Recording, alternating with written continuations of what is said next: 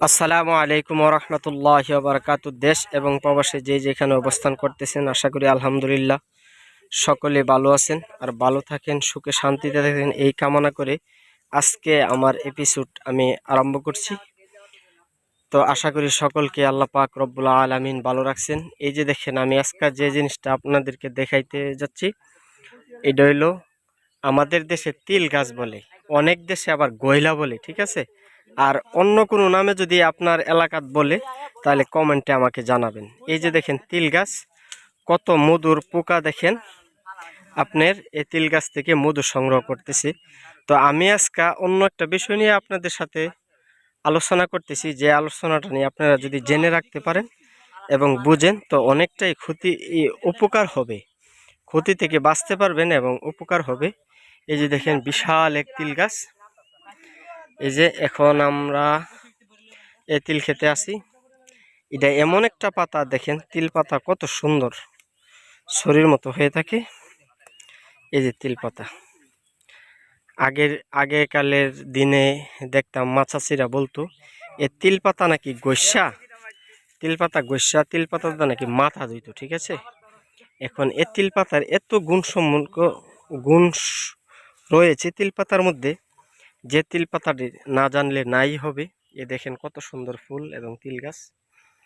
তো এই তিল গাছ দিয়ে কি হয় এ ব্যাপারে আমি আপনাদের সামনে কিছু আলোচনা করতে চাচ্ছি। যদি আল্লাহ পাক রব্বুল আলামিন আমাকে তৌফিক দেয় তাহলে আলোচনাটা করব, আপনারা মন দিয়ে শুনবেন। এবং আমার চ্যানেলে যদি নতুন হয়ে থাকেন, আমার ইউটিউব চ্যানেল কবিরাজ বাড়ি, তাহলে চ্যানেলটি সাবস্ক্রাইব করার অনুরোধ রেখে আমি আজকে এই নিয়ম কারণগুলো বলতে চাচ্ছি, আপনারা ধৈর্য সহকারে শুনেন। এই তিল গাছ এমন একটা গাছ, এই যে দেখেন তিলের যে বিচিটা, এই যে তিলের যে ছড়িটা, এটি দিয়ে কি হয়, এই তিলের খৈল আপনি গরুরে খাওয়াইতে পারবেন, একটা উপকার। এই তিল ভাঙ্গায় আপনি তেল ব্যবহার করতে পারেন। এই তিলের পাতা দিয়ে আপনারা মাথা ধুইতে পারেন। এই তিলের পাতা আপনারা কিছু পাতা নিয়ে পাতার রস করতে পারেন। যদি তিল পাতার রস আপনারা করেন তাহলে তিল পাতার রস দিয়ে কি কি উপকার হবে।